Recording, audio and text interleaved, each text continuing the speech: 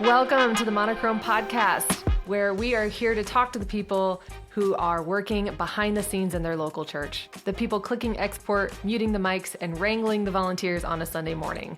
Welcome. You have found your people. We are the SALT team, and this is our season finale of our first season of the Monochrome Podcast. It's a big one for us. Yes. But I want to kick things off strong because we've got the SALT team here on the podcast today.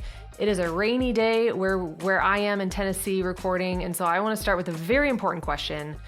We're going to do rapid fire here. Would you rather it rain marshmallows or Skittles? Taste the rainbow. Kaylee, marshmallows or Skittles? Marshmallows, easy. One of my favorite foods. All right, JT? I'm saying marshmallows for a couple reasons. One, it feels less dangerous than Skittles. Softer Skittles landing. seems like it's just sugary hail. So yeah, definitely marshmallows. All right, Keith? Yeah, I really hadn't thought about the texture of these objects because I would prefer there to be Skittles laying around so I could eat them. But I think I'm going to have to go marshmallows as well. Because of the safety concerns. I'll go marshmallows. All right, Luke? Yeah, I went marshmallows immediately because they're softer. That would not hurt as much. But honestly, anything falling from the sky at that velocity is going to hurt. So maybe as long as I had a good umbrella that survived the Skittles, I would much rather eat Skittles after it's got a layer of Skittles on the ground, because you don't eat that first layer, you know. Oh yeah, That's the dirt layer. Yeah. So I think Luke and the second layer. Yeah, Luke and I are the odd ones out. I'm gonna say Skittles too, and this is mostly just because of the science Kaylee dropped on us on a couple or another episode of the podcast. If it were marshmallows, it'd just look like snow. It'd be all white. But Skittles are all colorful and fun, and I'm sure that would affect people's dopamine. We had a creative challenge about wearing colors and the dopamine, wardrobe choices. So I'm going Skittles Can't get for the much colorful dopamine effect. if you're getting hit in the head by Skittle hail. Oh, ye of little faith, JT. Maybe that's the source of dopamine. Well, we have some fun conversations to have with you guys today. An amazing interview that I cannot wait for you to hear. It's awesome. But let's start with some exciting news, some stuff that's been happening in the world. Kaylee, you've got someone to talk about today. I feel like we need a jingle for this news segment. Maybe that's like a season 2 thing. We're gonna soundbite that right there every time. With your host, Kaylee. That's it. I was into it. Yes, my SALT news is American Idol having Cece Winans, as some of the people on the staff team likes to call her Cece Williams, and I'm just kidding. My bad. My bad. But they had, I don't typically watch American Idol. I haven't since I was like 10 years old. But this season was so good. And what is wild is they had a lot of like gospel, a lot of Christian faith-based singers this season. And so for their finale, they brought out Cece. And so I thought that was super cool. She's like a hero in the faith to me as a songwriter and worship leader. But I want to know your guys' thoughts if you watched the season, if you watched the finale, if you saw the viral clips on Instagram, TikTok, and just like the faith movement that's happening in Hollywood. I know right before we started recording this, we started talking about some celebrities who have recently come to the faith, which is really cool. And so I'd love to hear your thoughts. I did not watch it, but I'm going to go watch it. But it's interesting that you bring up kind of the bigger picture of that as well, of celebrities come to the faith and the faith being a little bit less subverted, I guess is a good way to put it. In that world, my good friend Darian, who was actually on the podcast recently, he kind of talked about that off, like we've talked about that just in our interpersonal relationship, of there is a lot more faith believing Christian people in like the Broadway industry and the movie industry than you would think. And so I think that's cool to see it start to maybe become a little bit more visible. I think that's powerful that it is visible, and like Cece Winans is not like just a pop star or something like that. Like that happens to be a Christian. Like she is a worship leader, like writing worship songs. So for her to be on American Idol in that capacity is really powerful, I think. I think it's really awesome. If you look at the history of some really major artists in the non-Christian realm, I always think of Whitney Houston. Her biggest, bestest selling album was her gospel album to this day. And I just think that that's amazing. It's an awesome testimony. But man, I feel like during the Super Bowl, I didn't watch American Idol. I haven't seen a ton of clips yet of that, but I just know in the Super Bowl, there are all these clips about Taylor Swift and some of her friends and like the satanistic stuff, like tattoos or jewelry that they wore, and people were reading into that and blowing it up. And so whether or not that's true, I'm not going to speculate, but I think it's awesome to see the celebrities that then now are getting blown up for becoming Christians, for professing their faith very, very openly, for saying that they're going to make changes in their lives or talking about what their faith means, how they found it.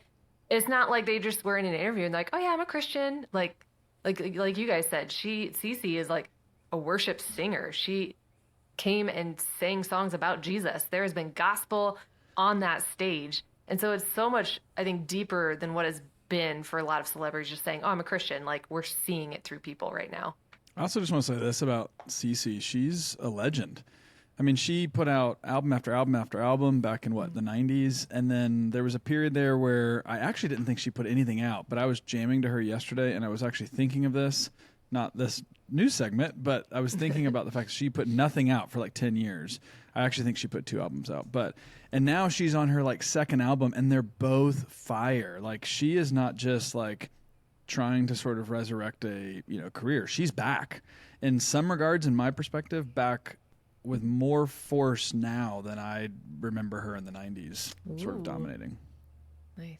And that's exciting because I think there's a lot of art and I think there's probably people in our community listening to this that are, thinking like, man, I just haven't created in a while. Like use this, use Cece as sort of encouragement, like get back in it. And when you get back in it for real. Don't just sort of dabble in it. I think that's what is encouraging. There's a lot of artists, we could probably spend hours talking about this, who have resurrected a career because they just need more money or they're bored. And I can tell with Cece, it is not that. I can tell that it is, she's back because she wants to create, she wants to make music, she wants to make music that glorifies God. And how cool is it that the Lord is opening up doorways on Idol to help that music continue to get out there? While you were talking, I literally just went and looked up the video. And it's not like she's singing like a kind of Christian song. She's singing Goodness of God. Yeah. Which if you have not heard that song, like stop now, go listen to it, come back when you're done crying. But I mean, give me a second. So powerful to be able to sing that kind of anthem on a stage like that. I mean, yeah, that's incredible. Yeah. No, I was gonna say her I think her and Jen Johnson, who wrote Goodness of God, did that song together. And when I tell you it like wrecked me in the best way, like I got re-saved all over again. I feel like I should probably get baptized again. But it's so good. And I think it is really encouraging to all of y'all's point of like, we are seeing more faith-based, and I'm going to say faith loud, not just faith-based, because I think there's a lot of faith-based out there, but artists, creatives, actors, singers coming to the forefront in Hollywood, which is really, really cool. I know that I am going to have to go find these viral clips that are going out. I'm actually shocked that they haven't come up in my algorithms on TikTok or Instagram or something, but I'm going to have to go see the specific videos that are going viral from her on American Idol. But that is great. And if you haven't seen it or you haven't listened to it, I think you can pretty much just Google Cece Winans and you will be able to watch it. So if you haven't had the opportunity, go watch it. Yes. And take the Kleenex with you. If you're like Kaylee, you'll be in tears. So you'll have to dab those eyes. It might get a little dusty. So take your Kleenex and go to Google and go check out Cece Winans. All right, JT, we're going to flip the script here away from music, away from, some of those amazing heart-wrenching lyrics that we see in songs to talk about something totally different. You've got a particular piece of gadgetry in your cart right now. Or actually, Yes. it's left your cart at this point. Talk to us about that. No, I bought it. So this one was within the personal budget, which is always nice. But this is called a brick. And we've talked before kind of about dumb phones and how a lot of people are doing that. But for me, like, I was like, man, I would love to do the dumb phone thing. But also, like, I run our social media pages and stuff like that. So it'd be really difficult to do that with a dumb phone. And maybe you could pull the SIM card out. But I was like, that seems like a lot. I don't really want to do that. So I found this. And basically what it does is it can turn your phone into a dumb phone, your smartphone. What's unique about it, there's some other apps out there that can do this, but it's really easy to just turn it off. So you don't really have the obstacle of it actually being a dumb phone. It's just, if you're like, well, I'll check Instagram real quick, you can turn it off really quick. What's different with this is you have a physical brick. It's a 3D printed thing that's magnetic, and I assume it's got an RFID chip in it or something like that. And you go to your app and you can select 50 apps to have unlocked, and then the rest of your apps get blocked. And you can have different settings. So I have like a kind of a soft version that still lets me, do some email and some of those things like that. And then I have one that's like, I only have texting, calling, and like I can access my bank apps, and that's it. Like, I don't have anything else. And so you like hit the button, you scan the brick, and you have to physically scan it to lock it. And then if you leave for the weekend, or for example, like I have mine at my desk. So when I come to work, I unbrick my phone. And then I have access to all my apps and my social media stuff. And then when I get up to go back I work from home. So when I go back to the other rooms in my home, I will brick my phone so that I don't get social media notifications throughout the day in my time off. Or Slack notifications, and it kind of gives you that dumb phone experience where you just kind of get to where, like, I've gotten to where I brick my phone and then I just leave it on a table somewhere and I don't even go look at it because I don't really text that many people. Go ahead. Yeah, I have to ask. You said 50 apps. Yeah. Is that normal? Like, I don't know. I haven't counted my apps. Do people have 50 apps on their phone? Oh, yeah. Okay. I'm like, everyone stop, go count how many apps you have right now. Because for them to start at 50 apps for you to brick, quote unquote, or block, like that's a lot. No. You can allow 50 apps to not be bricked, right? Only Yes, 50 apps can be yeah. unbricked. Yeah. So you can do less than that. Yeah. But you can you go through and select which apps you want to have access to while it's bricked. Yeah, there's got to be a reason they chose 50 though, and I'm guessing that many people have that many apps all the time running like on their phone. Yeah, it seems like a lot, but once you go through and select kind of your most essential apps like email and texting and like photos, for example, camera, like it's every app. Like if you want the calculator unlocked, you got to make that as one of your apps. So the number gets up to 50 pretty quickly. I mean, don't judge me. I have 105 apps that need to be updated right now on my phone. So. Oh my god! Yikes. Whoa. So this is a great I'm over product. here, though.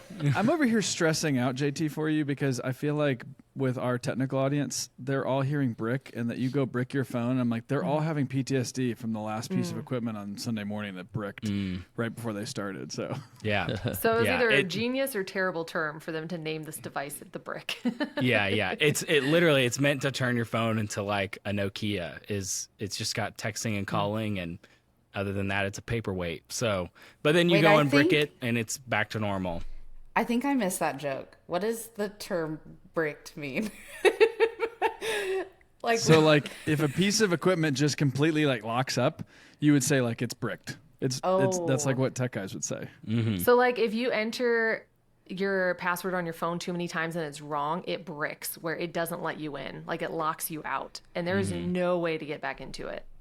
Like This segment called Millennial Words. Hey, something I want to say about it, JT, is I noticed that on their website they were talking about different companies, like who is using brick, and I thought it was genius that Uber is one of them. because you would Keep you want from people distracted driving. exactly if you're going to work for them, brick your phone so that you're not constantly inundated by social media updates and text messages and phone calls or whatever. Well, obviously, the only app they really need to work is their Uber app when they're driving, I guess. I haven't ever Uber drive, so Or I don't know how Maps. much information is in there, but and Maps. But that kind of seems a little genius. If you're somebody who struggles with distracted driving, this may be a really good purchase for you so that like when you're on the road, it's easy to not have to like think about what's on your phone and what's happening. Or your 16-year-old who is learning to drive, you can brick it for them. Oh, yeah. That's a Good parent move application. right there. Yeah. Yeah, I will say, there's a too- lot of unique applications for sure. Yeah. And looking at, I know JT, you're headed this direction, but looking at the price, it is $49 for this brick versus like a $299 light phone. So it's a much more affordable way to test out dumbing down your phone. Yeah. So if you're someone who struggles with turning work off when you get home, this is a great product. I would encourage you to go check it out. We're not sponsored by them. It's just two college guys who started doing this. I'll put the link in the show notes, but you can go check that out. And I hope that you find it useful and enriching to your life. All right. Keith, we're going to transition to you. We know that you have unbricked your Audible app. You are listening to an audiobook right now that you're leaving available on your phone. What's the book that you're reading? What are you listening to now? Well, this book comes at the recommendation of our friend Tarver Reeder, who is the creative director at the Orchard Church in Tupelo, Mississippi. So shout out to him for the recommendation. But it's called The Other Half of Church. And while I have the Audible, I also have this beautiful physical copy for those that like to just have something Make their in your bookshelves hands look good. that you can, Oh, yeah, exactly. Like Luke's. But Aesthetics. it's called The Other Half of Church. It's written by Jim Wilder, who is a theologian and a neuroscientist, and another guy, I think it's Mikkel Hendricks. It's Michael without an A in there, so I'm thinking it's Mikkel, but who knows? So let me tell you what this book is about, because I think it's actually a really important book, and one of the most probably monumental books I've personally read. It talks about brain science of the left brain and the right brain and how it deals with our discipleship and our growth in righteousness in our lifetime. And he talks about how the left brain, it's really important for conscious thought, for speech, for strategizing, problem solving, logic, all that stuff. And then the right side is like where you get your identity from. It's your group identity, your individual identity, your emotional attunement to others. It's all coming from the right side. So I want to read a couple quotes in this book instead of me breaking it down too much. And they're brief. And then I want to just open it up for discussion because I think there's a lot to talk about here. He says that the right hemisphere processes... it's the process that creates our working identity. It integrates our reality 6 times per second. The brain brings together current experience and emotionally important personal memories to create an active sense of who we are in our relation at that moment. So I think that's very interesting, and it's very important to what we're going to get into. He says that the left brain runs at the speed of words, while the right brain runs at the speed of joy. I think that's a beautiful way of putting it, that we are, with our left brain, constantly analyzing and figuring things, but the right brain just knows how to like experientially feel the moment. There's a knowledge there as well. So the final quote that I'm going to read, he says, because this is all about discipleship, he says, if I want to obey Jesus, I need to focus on right brain skills that help me love him and receive his love. My behavior will then take care of itself. Our brains are designed to change us through love. The development of our relational and emotional life helps our soil, speaking of the parable of the different soils in Scripture, it helps our soil be more fruitful while the spiritual disciplines remove the obstacles to our growth. So one of the big problems that he talks about in this book is that in our church, when we try to disciple, we constantly focus on the left brain, memorizing scripture, understanding theology, applications that you can then go and utilize in your life. These are all very left brain heavy things. But what his point is that if we are doing right brain things, community building, showing the love of Christ to people, experiencing that love in return, showing forgiveness, experiencing that same thing in return, that we are better in tune with the love that God has for us. And then as that right brain is constantly 6 times per second identifying ourselves, like we're kind of understanding our identity, who we are, naturally our actions begin to follow. And so I think this is a really interesting book, because what it's really getting down to is that we only use like half our brain a lot of times in discipleship. And if we were to open up the full spectrum of our mind, then we would begin to not think about how to be like Christ. We would just be like Christ. And I'm not saying that we're going to be perfect in this life, but the natural character of God will start to flow out of us. So kind of throwing, all that at you, what do you guys think? I love brain science. It's so cool to me. So having a book that talks about the spiritual side of that brain science and the left brain, right brain, very cool. Yeah, the first thing that I thought of when you started talking about this, it's a fascinating concept, but I'm brought back to Ian Cron, who spoke at conference a couple years ago, and he essentially used this idea that we can turn off intellect that enters through the front part of our brain, through the frontal core. What is that you all said the other day? The prefrontal cortex. There you go. Yeah, the prefrontal cortex. Yeah, those are words we say all the time on this podcast. But like essentially he said like intellect, knowledge, factual based things can enter through the front, and we can turn off that. We can choose to not want to learn sort of factual knowledge based things. But he called imagination the back door to the mind. And he's like, when you hear a beautiful story or you go and embark into an atmosphere that sort of causes you to sort of have a visceral reaction to awe and wonder, you can't shut that off. And he was using the analogy to help us as creatives in the church essentially say, we hold superpowers to help people learn about Jesus in a way that they kind of can't turn off because it enters through the back door. It's a sneaky thing. You can't not engage into a beautiful story, but you can totally turn off knowledge and intellect. And so I think as we explore this as to how we disciple or how we teach Jesus, I mean, it's just right in line with, I think, the heartbeat of what Salt's all about. It's good. Yeah, I loved, I actually really need to read this book. I think I've told some of y'all, if not all of y'all, I read a book last year called Your Brain on Art. And I don't think it is a faith-based perspective, even though some of the language in there is very like kingdom language. But it is basically about how you learn better when you're surrounded by art, like how the human experience in every form is better. You learn faster. You're just a better person when you're surrounded by art. But I think to your point, Keith, too, of when we look at discipleship through the eyes of like logical, it also takes me to John Eldredge. He's like a real dude's dude. He's all about discipleship. We're big John Eldredge fans in our family. And he's written some books, like Wild at Heart is a big one. And then I'm going to butcher this probably. Becoming a King. I love Wild at Heart. I'm not a dude, so I've never read Becoming a King.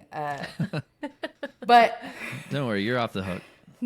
Amen. But I should read it, is what I'm told, because it helps you learn more about men and how they process in the 4 stages of life. But I think John Eldredge also does a really great job at marrying the creative, the joy side of your brain to the logical side in the form of spiritual formation and discipleship. So I think this is a great book to dive into if that's really your world.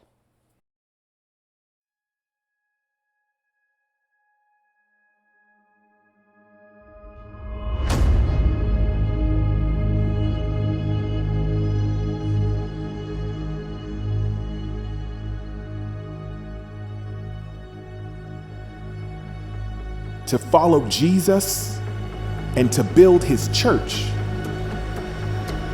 is an invitation into the infinite.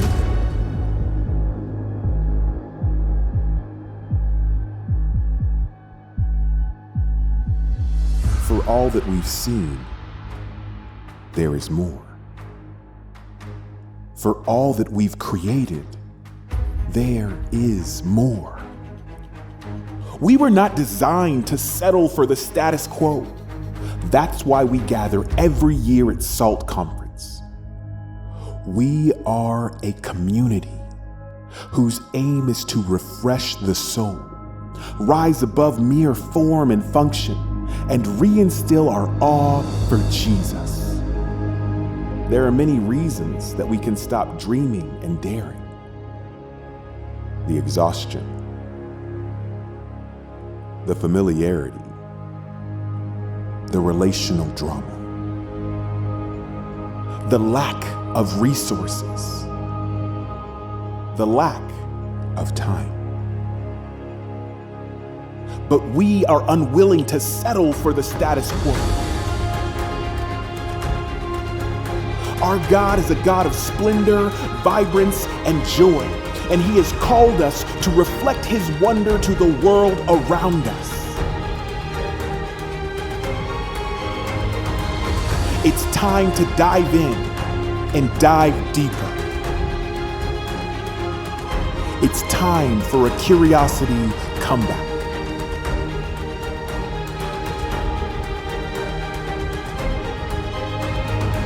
In this journey, there is beauty. In the seeking, there is finding. In the way, there is wonderment.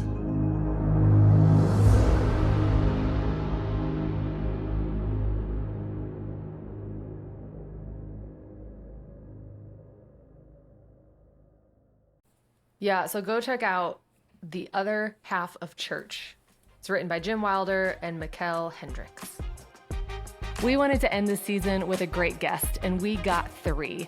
Caleb, Nick, and Zach are 3 special people, not only because they have been a part of the SALT community, but their company was actually born from it, in a way.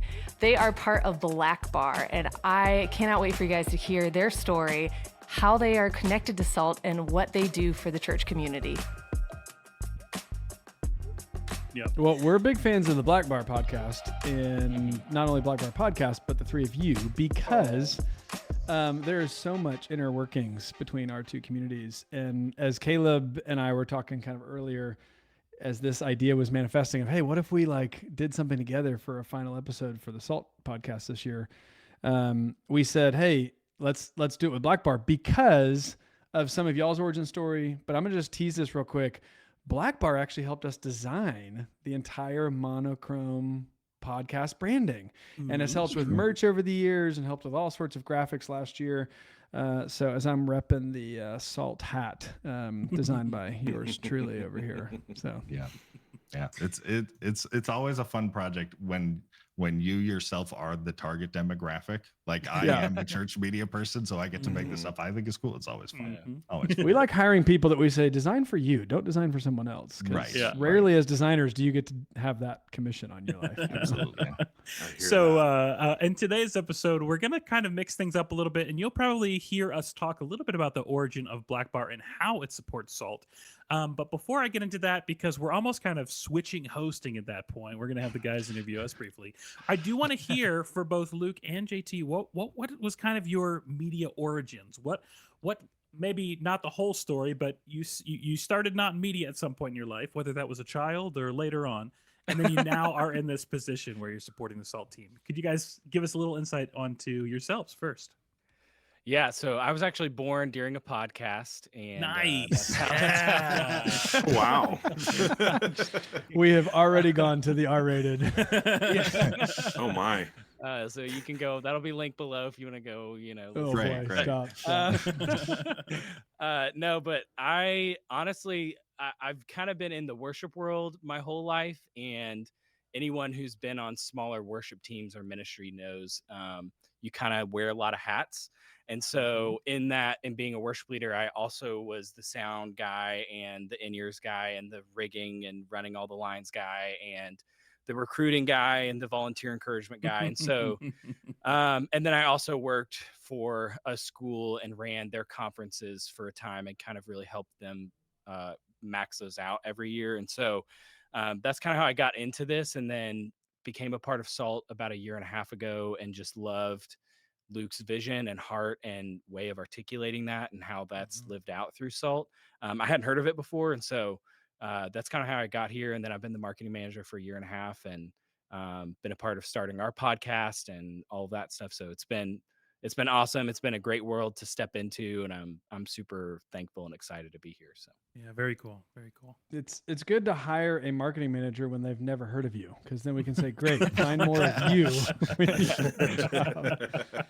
Yeah. Man, I grew up not on a podcast, but I was born with ADHD. And as anybody in church technology knows, when you're a kid in church with ADHD, the best way to get you to focus is to put you in the back of the room and the soundboard or the lighting board for my sake, and figure out how to have a bunch of buttons in front of you. And it was the greatest thing. And I say this all the time, but there is something beautiful about engaging youth in the realm of technology in church, because it actually gave me this weird sort of way to connect with the message, connect with what God was doing in my own life. And in serving, I actually found my calling, because I couldn't just sit in a pew and pay attention, but I could sit behind a lighting console and pay attention. So lights were kind of the beginning, eventually moved into video, and I've never been audio, so don't ask me. Yeah, I'm with you there.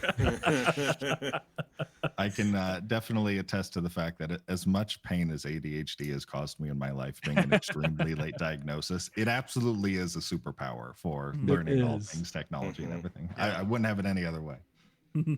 So I think I discovered SALT first. I went with my church team back in 2017, 2016. I don't even remember. And then I told these guys about it, who we stayed connected after college. And then at one point we finally got them to go with our other buddy, Matt Oliphant, and who we went to college with. And I think that was kind of the year, and I'm going to toss this one over to Caleb. I think that was kind of the year where we were chewing on a lot. Caleb especially was chewing on a lot. So yeah, the very, very beginning as a BLKBAR was conversations that happened in college. Nick and Zach and I, Zach and I especially, were a part of a ministry at the time that was sort of this arts ministry that was about getting people who played music of all different genres and made all different arts of different kinds, that was intended to be sort of like worshipful and do events and stuff like that. And we were part of that, using other talents. And then at one point we brought it to the ministry director, like, hey, we also have these talents in digital media, whether that be graphic design, video production, whatever. Is that something we can incorporate into the ministry? And what we heard back, pretty much word for word, was those gifts are for promoting ministry, not for performing ministry. And we knew in our heart of hearts that is absolutely not true. We know that's not right. We need to figure out, what does a media ministry look like? And a decade of thinking and planning and trying to figure things out, BLKBAR, the very seedlings of it, started to come together. But the thing that we really didn't know how to do circa that, I think 2019 SALT, was financially how to make it even reasonably possible. One thing we never wanted to do was charge for the content. We wanted to make it available and free for anybody to listen to it. That's very important to the mission of BLKBAR. And I personally was extremely stuck, because it's a lot of work making the content, and we all know how much time that is. But I was stuck, and I had a bad attitude, and I was frustrated. And Zach kept talking about this SALT conference thing, and the last thing I wanted was a bunch of other people who were already successfully doing the thing I wanted to do, telling me about how good they are at it. And I didn't think I was going to learn anything. I being totally honest, I had a terrible attitude about it. And then I went, and that was Caleb's unhealthy Enneagram 3. That's all that was popping through. He just didn't want anyone else to tell him what his thing is. Yeah. It went, and I sat in the first workshop that I was in, which I believe was with Phil Bowdle. And he kicked my butt into the wall with everything that he taught me, and just smacked it out of me, like, really, there are people that know way more than I do. There's so much more to learn in the world of church media and everything. And it managed to kick my attitude enough to actually choose to participate in the community groups, which is not something I was going to do. I was not going to sit around with a bunch of strangers I didn't know and, you know, talk about the issues that I have in my job or whatever. But I'm so glad that I did. And I think the community group that I was a part of is like, I feel like it's an all-star community group of some of the people that ended up meeting there. John Mark, who's now working with you guys in Orange and with Salt and everything, and also as a volunteer on our team on Black Bar. And I remember at that community group, just like pouring my heart out, getting emotional, crying, which if you know me is not something that I do on a regular basis, of just explaining this is what I want to do. I want to serve people in ministry and media ministry, like recognizing the burnout that happens on a regular basis, how we can prevent it, how we can raise the level of excellence in church media across the board, and not knowing how to make that a viable business, not knowing how to like turn that into a ministry that can sustain itself. And nobody there at the table had any answers. But as soon as I finished vomiting all of that stuff, I turned around and Gary Molander, who was running the whole event, was just like standing over my shoulder and just listening to the whole thing, basically. And I looked at him, saw him, and he went, and then he walked away. And that was basically it. And I had remembered the year before, I went to a community group before without these guys, with my teams, and we had the same experience. We didn't want to, I mean, not that everyone here is an introvert, but a lot of our folks are introverts. You don't want to get connected to other people at other places, but we did it. And I remember that year, Gary Molander also was leading the segment that I was a part of. Right. And I left and I was just like, I was not devastated, like devastated in a good way, I guess. I was just like, the thing he shared was just a whole new breadth of experience in terms of media. So whenever Caleb was here and he was telling me about the community groups, it's like, I got to take you to Gary. It's not hard. I'll be the introvert. I'll introduce you to Gary. And then I took Caleb over to talk to him. And he, in so many words, basically said, you just got to start doing it, and God will provide a way to make it work. God will provide ways to make it sustainable. You just got to serve, do what you know you're supposed to do, and the rest will take care of itself. And in 2 months, we were posting videos and actually got started. And I want to jump in real quick because I just want to say, first off, I love this story. And every time I hear it, every time you tell me this story, Caleb, I'm reminded that you were not alone. You were not the first person that came to Salt thinking that you had it all together and couldn't learn anything. Right. And probably was begrudgingly going, well, the church paid for it. I need to honor them and show up, you know, and not just like go to Dallas. I'm not just going to go to Nashville. Yeah. Right. And you're not going to be the last. And what I love about what God does through Salt every single year is stories like that, where, and it is not because we know a whole bunch of experts. I think Phil Bowdle would say the same thing, that he has sat in classrooms and gone, wow, I have so much to learn. Because there's something beautiful, and I think this is what's so neat about what you guys are doing at Black Bar, but there's something beautiful about the church helping the church be the church. Yeah. And there's a lot of places online, there's a lot of YouTube videos, there's a lot of places where you can sort of learn a skill or a talent from quote unquote an expert outside the church.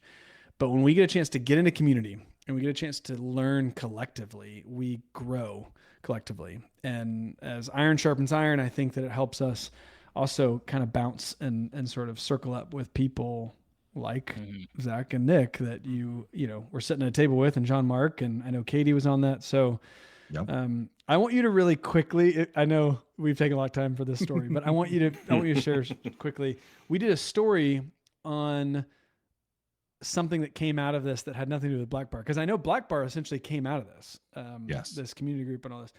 Maybe give just a synopsis of kind of what was happening on the other side with Katie. I don't personally know. I haven't spoken with Katie in quite a long while, so you might know more of this story than I do.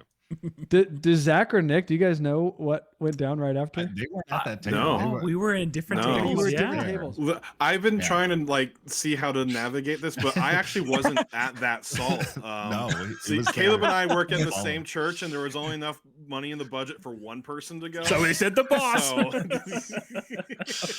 So Nick's over here going, I would have gone. I tried to get him there.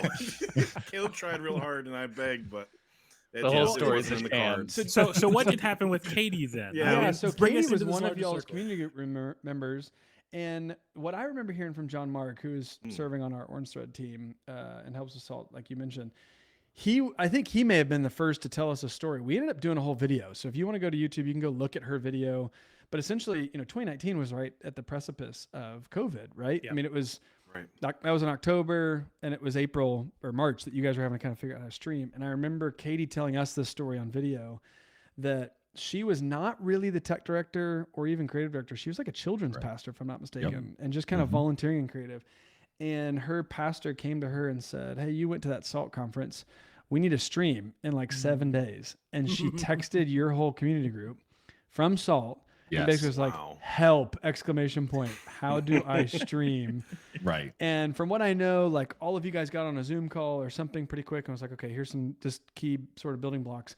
I think John Mark may have actually shown up at her church and like helped her get on Facebook that first week. But like within 7 days, she was online, and she attests that like, I wish she said on video that like it was because of the genius that the SALT team connected us. No, she just said it's because of the connections that sort of got allowed to happen, and that's incredible. Now that kind of relates to a little bit of like what made BLKBAR kind of blow up. Who wants to take that from here? Yeah, I think I'll take that, and then I want to pass it to Nick because he's been really essential to kind of our online community. So we launched in 2020, 3 months before COVID hit. We were doing a podcast and a YouTube video every single week. That first year was, just sunflowers and rainbows, like because we did that first. I'm sorry, year. did you say first year or first 3 months? I was confused. 3 months. Yeah, we actually did it for that first year, but we slowly learned over time that as we were producing and creating free content every single week, it was taking a lot from us, and we had to find something that was more sustainable. But in the meantime, we were able to develop a YouTube channel. One of our videos went, in the age of virality, like what is virality anymore, but like semi-viral. Sure.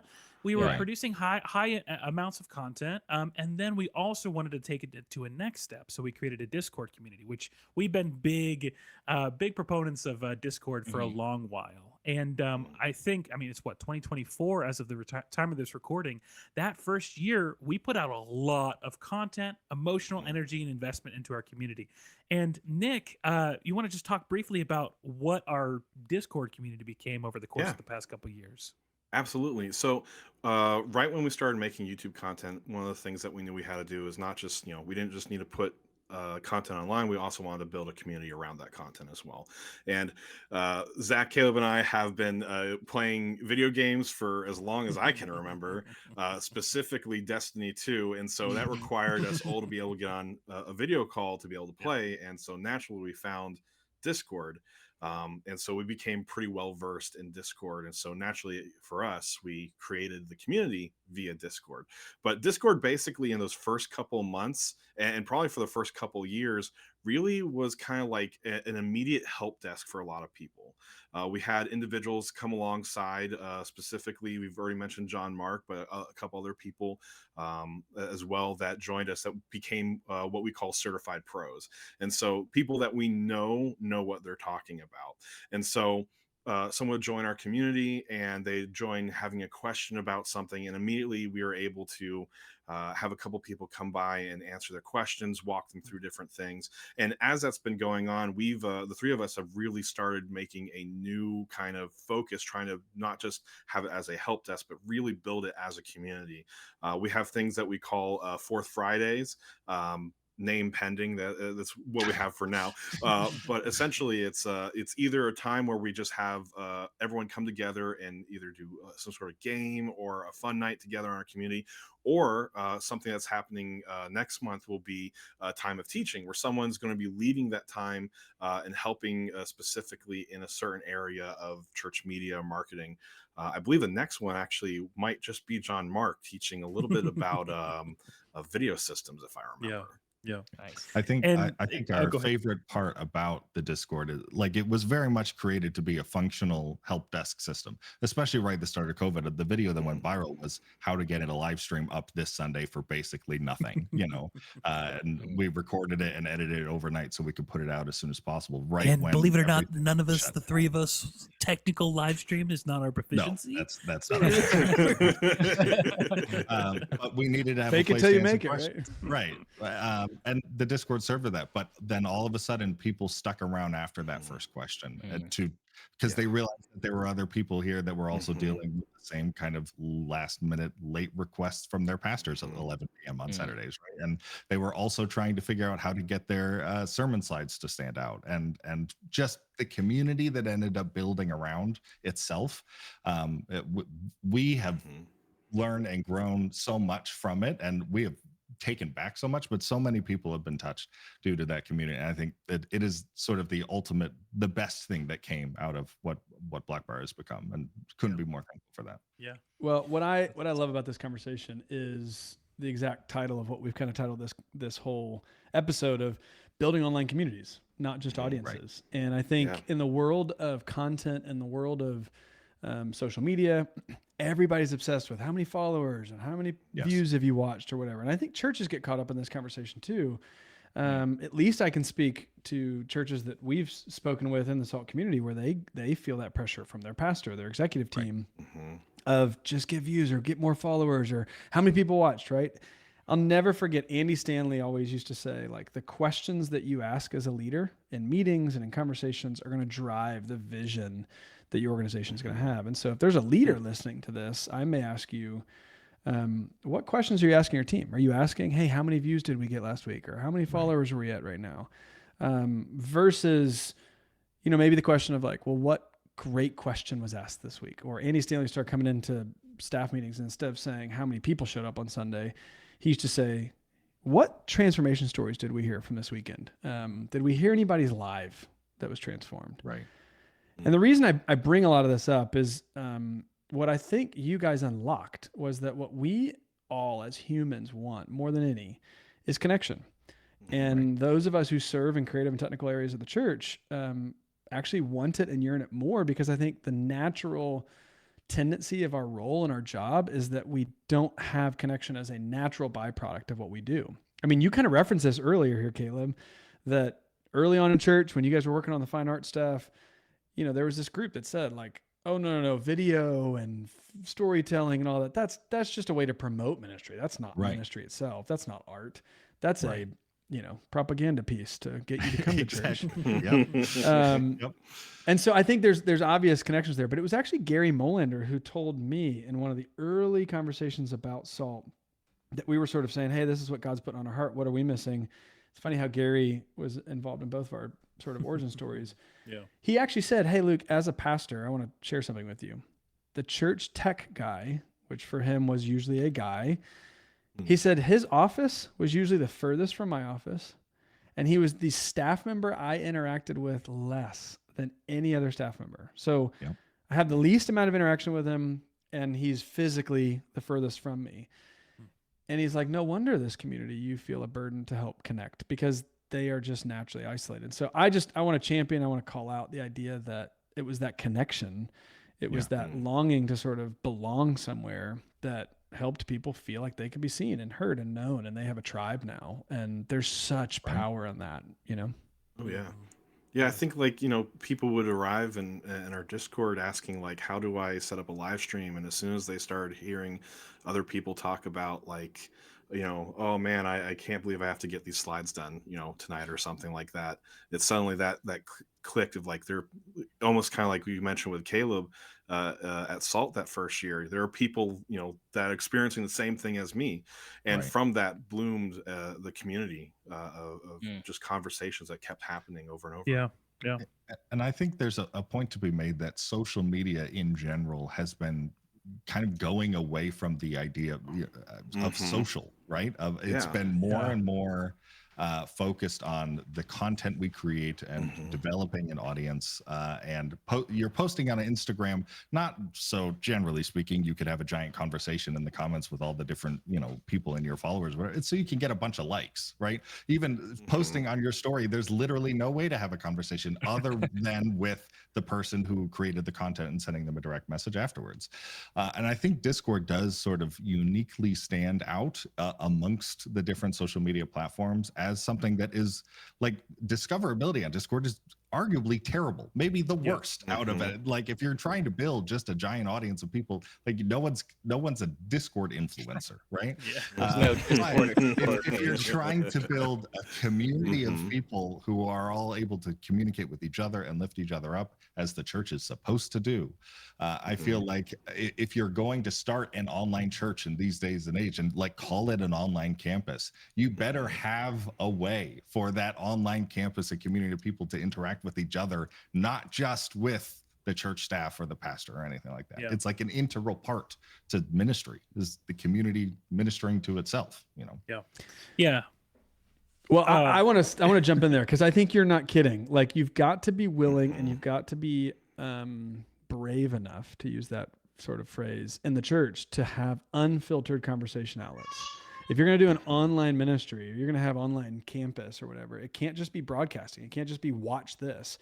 It has to have a space where we can have conversation. You got to have virtual hallways. And I know during COVID, when our team was trying to help, you know, not the SALT team, but the other side of our sort of company, we were trying to help corporations figure out, how do you have hallway conversations in a virtual environment? And it was how do you break through that? I want to just say for a second here, JT on our team is crushing this concept, because I think before he joined our community or our staff, our community was far more broadcast, social, or media. And I've actually been able to watch him engage on a one-to-one level and sort of really connect on the back end. But, you know, JT and I've even talked about this, that like we've seen a lot of social media has kind of frozen. Like when was the last time you followed someone new? I could tell you of times when Twitter, you know, X, you know, I'd go on there and I'd find hashtags and I'd be like, who's going to SALT conference? And I'd create offline connections and, hey, we're going to go hang out or connect or whatnot. And that just doesn't happen anymore. And I think there is something beautiful. I don't know if JT, you want to speak to some of the sort of stories that have come out of like the people that you've interacted with, and, you know, the messages that you'll very quickly bring somebody into just a DM just to have a conversation that kind of goes from online to offline. Yeah. No, I mean, I would just say, like, when we're talking about community and building community, I think this goes for whether you're online or offline. It takes mutual effort, and that's tough to curate and to, like, you know, so I always say, like, someone's got to go first. And so it might as well be me. And so that's kind of been my philosophy with social media, is like, say the thing, reach out to the person, and be the first to like, be like, hey, I'm here. This is kind of, you know, something we're saying or talking about, and maybe you identify with it, maybe you don't, but let's have a conversation. And I think if you come with it from a point of wanting to connect and wanting to help and be there for people, like you guys have done with Discord, which I'm also on, which is a great resource and a great community to be a part of. But if you come at it with a heart of like, hey, how can I pour into you? Like, that will impact your metrics and your numbers way more than if you focus on your metrics and your numbers. And so thank you for saying that, Luke. That's so kind. I appreciate that. But I just want to double down on the value point that JT just made. He essentially just said, we all long to connect.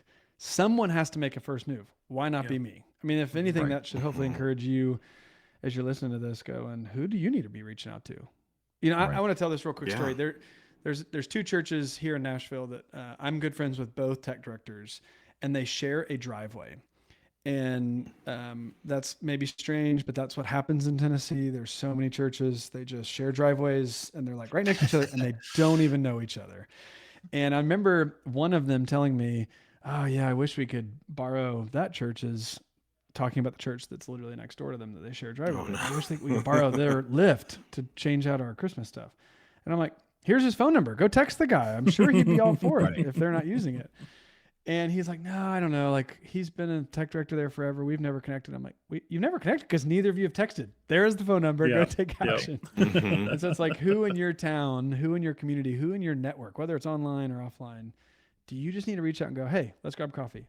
Hey, I saw this thing. And I think encouragement or praising someone for their work or just giving them an attaboy is maybe a really safe first step too, to just be like, hey, love what you guys are doing. How can we put wind underneath sales, you know? For sure.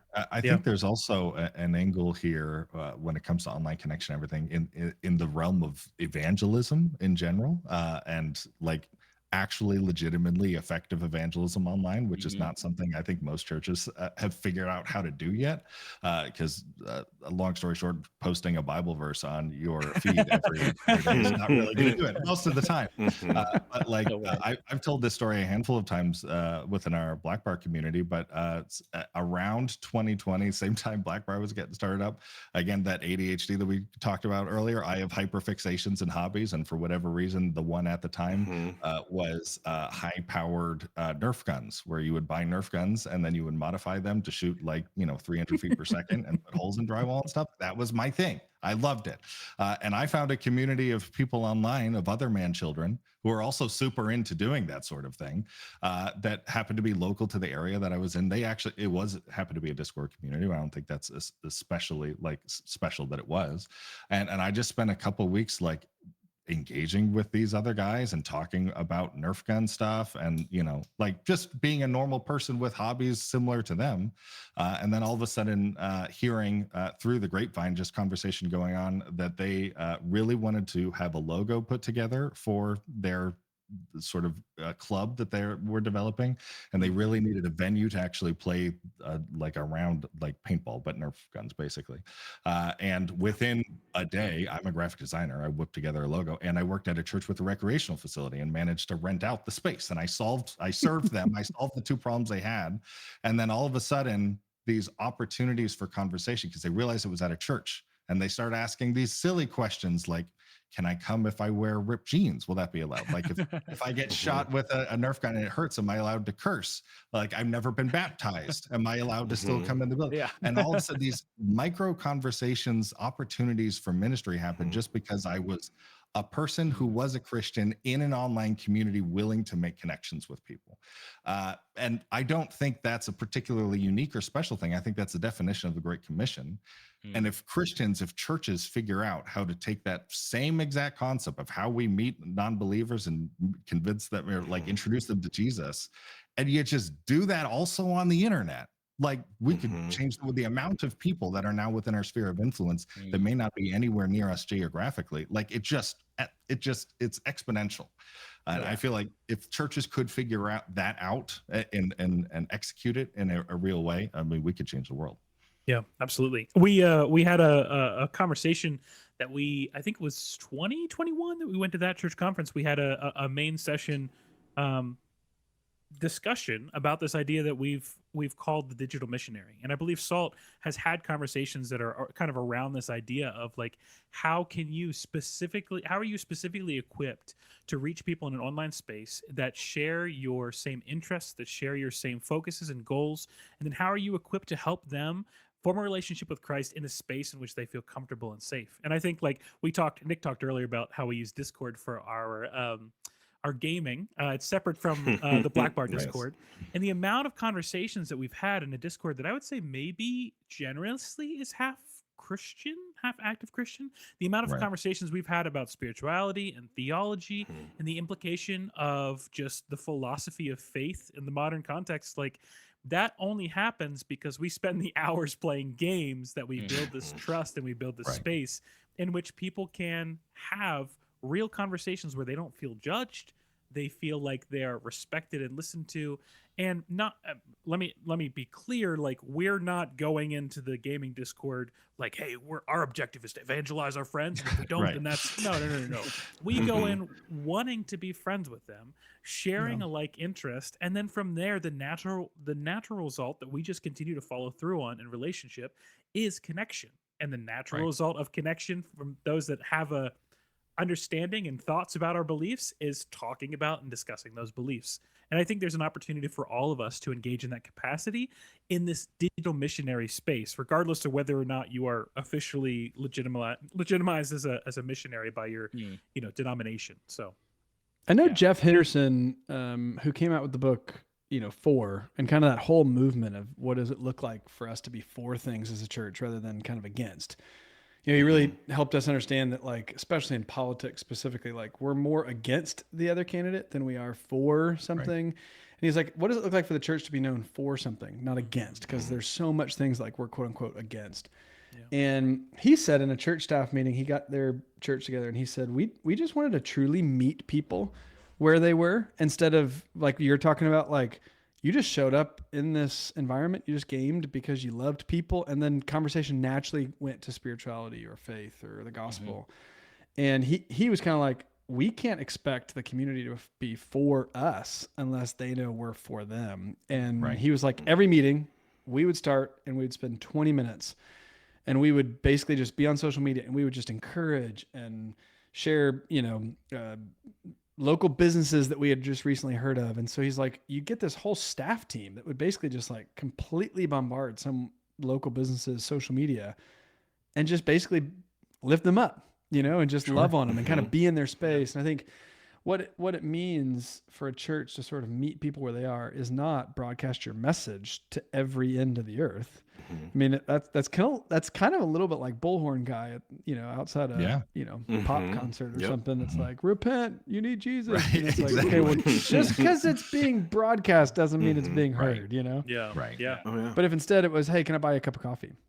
Hey, can I get to know you? Hey, where are you from? Where did you grow up? What's your perspective in the world or whatnot? And I think too often social media has caused us to sort of be more divided than we are unified around just this idea of like, we can be kind of online bullies and we can sort of broadcast, we can media our way through a conversation rather than being social. And being social, like JT said, is, hey, who are you?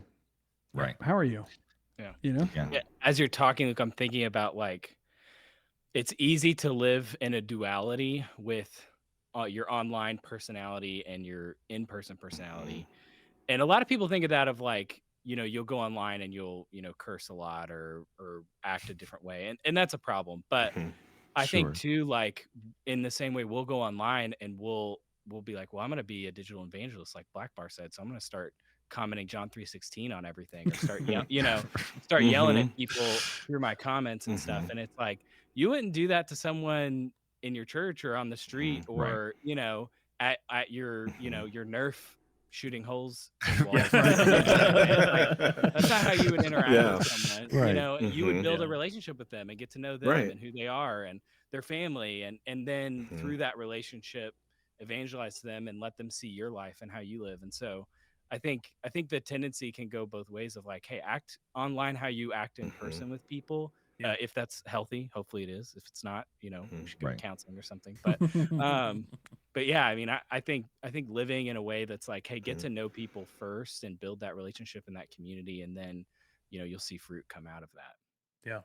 Yeah. I think practically speaking, it's worth talking about, like, if you are a church or a ministry or even just a Christian content creator, like, how could you actually pull that off? Discord obviously worked for us, right? Discord, if you put a Venn diagram of the people who were already on Discord and church media tech nerds, it was basically a circle, right? There's certainly people. What you're saying is launching a Discord Bible study in your church for the women ministry may not be the most effective tool.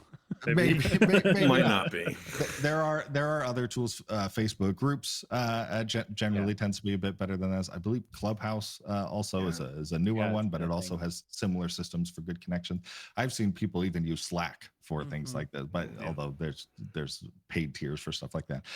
But being intentional about creating a space not just where you can communicate with your audience, but your audience can communicate with each other.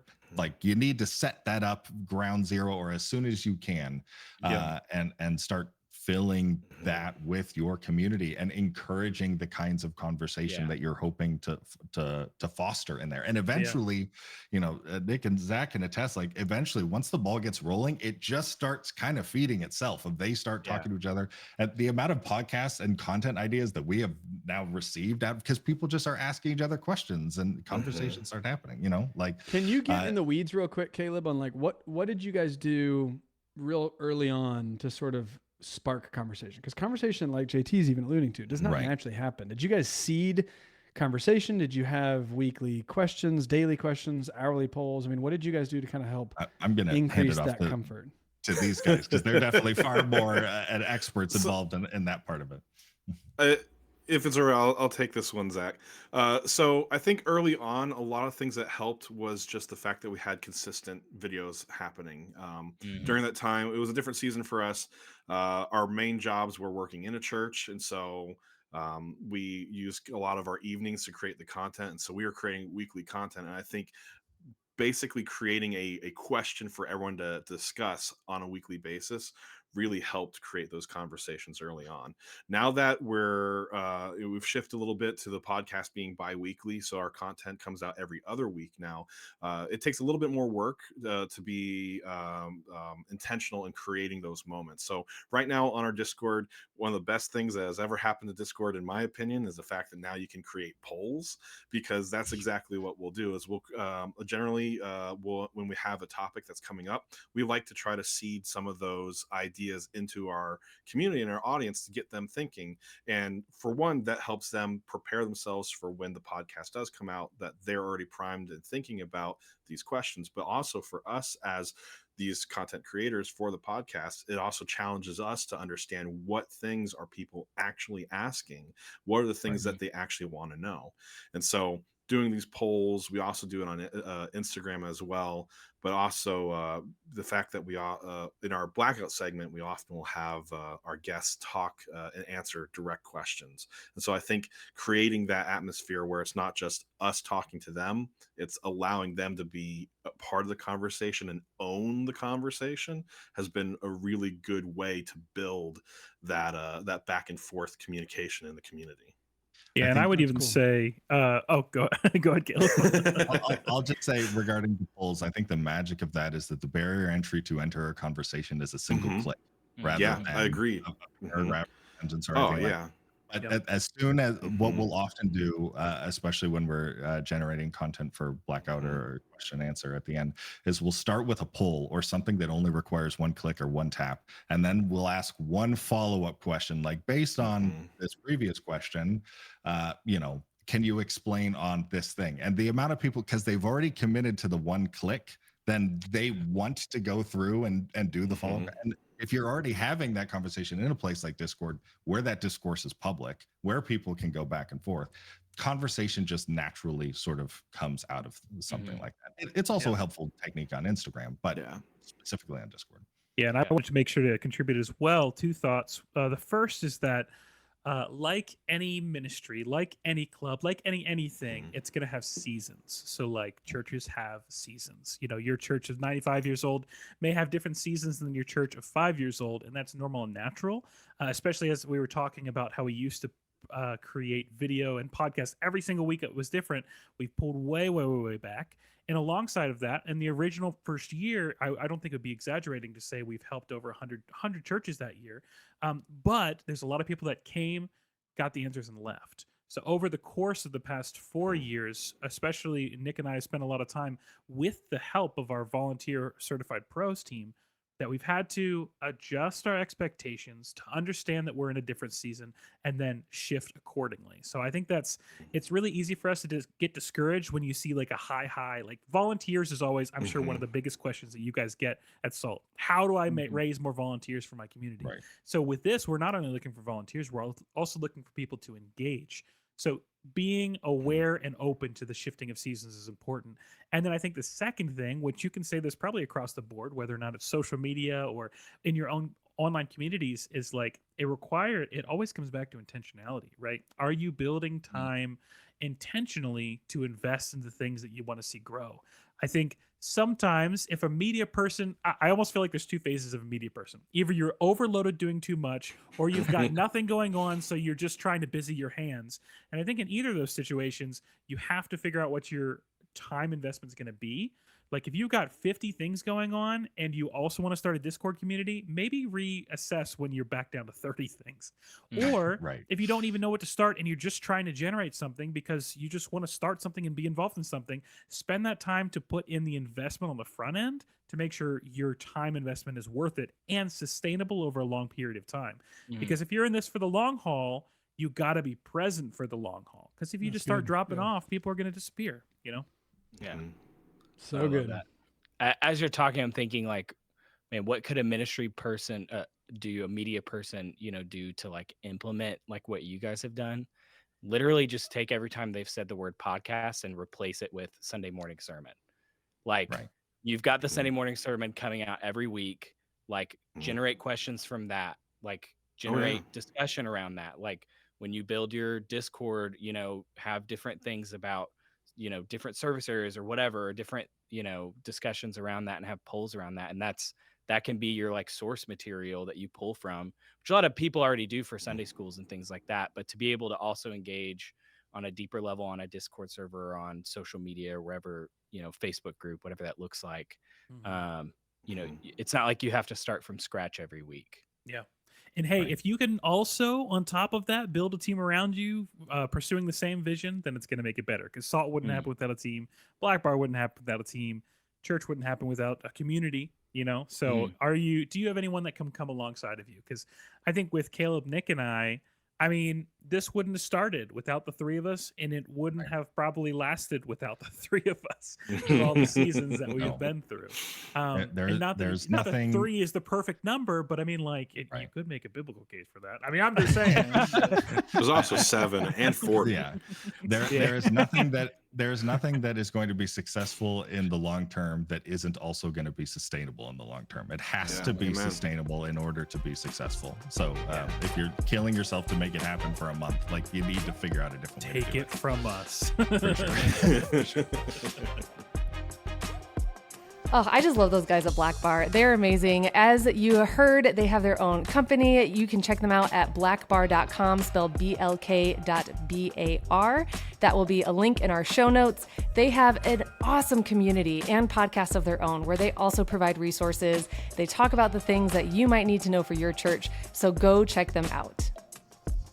All right, well, it is my honor to wrap up today's episode with our creative challenge. Hopefully you have enjoyed these over this past season. I think our team all has united and bonded over the challenge of coming up with creative challenges. So that's been our challenge this season. So here's the creative challenge for you guys. If you work in the church, which I'm assuming most of our audience does, it's easy to think that like the lack of budget or people or tools is probably what's preventing you from stepping into your full potential.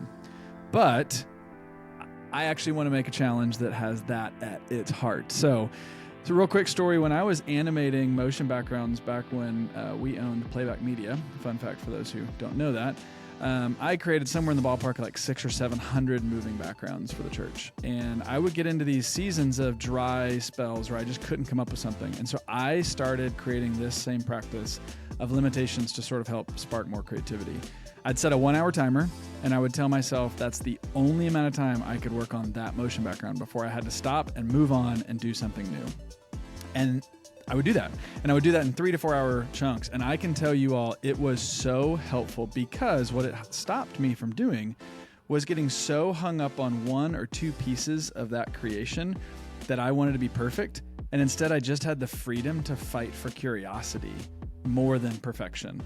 The same thing happened, by the way, in like the 80s. A girl by the name of Susan Kerr, who was designed or commissioned by Apple Computers to create all the icons of one of the early operating systems. They gave her 1,024 squares. It was a 32 by 32 grid. The square could be filled in or the square could not be filled in. Those were her only 2 choices. And she had to make all the icons, like the mouse cursor, the hand, the folder icons, all that sort of stuff, menus and everything.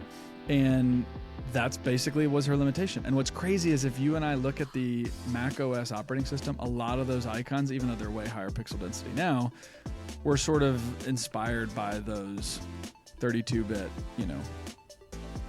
sort of icons. So I don't know what sort of limitation you can impose, but the next time you step into a creative project, I want you to intentionally create an unnecessary limitation. You may be thinking, well, my church already tells me that I only have so much budget. That's not enough. No, that's a maybe necessary limitation. What is an unnecessary limitation that you can be? Be it time, tools, budget, format, medium, whatever that is. Put that there, ditch perfection, and start being curious. Man, that's awesome. And this is going to spark the imagination so much. We'd love for you guys share the project or product that comes out of these constraints, or maybe even just a list of the limitations you're putting on yourself for a project, and post them to socials. hashtag Salt Creative Challenge. Man, I want to see what people do with this, because no one likes more constraints added to them, but I think they're going to figure out how much they can grow when they try it. Well, Luke, thank you for that amazing creative challenge. To everyone listening today, this is, once again, our season finale. We are so glad that you joined us for our first ever season of the Monochrome Podcast. Don't worry, we are planning on a season 2, so be ready, be on our email list so that you're in the know when the time comes to announce that. If you have not given or taken the time to give us a review, we would appreciate it so much. 5 stars is great, but please go review. It helps others know if they should listen to this, if they will find it helpful. And of course, we want to see you. We'd love to meet you. We'd love to talk to you. So join us at our conference, SALT2024.com. You can get all the details on tickets, on the speakers, of the workshops that we're going to have. We would love to connect with you at conference in Dallas, Texas, and actually be able to talk to you about the things that you do in your church, the struggles that you face, and help create that community, help you connect with others while you're there. So check it out, SALT2024.com, and stay tuned for season 2 of the Monochrome Podcast.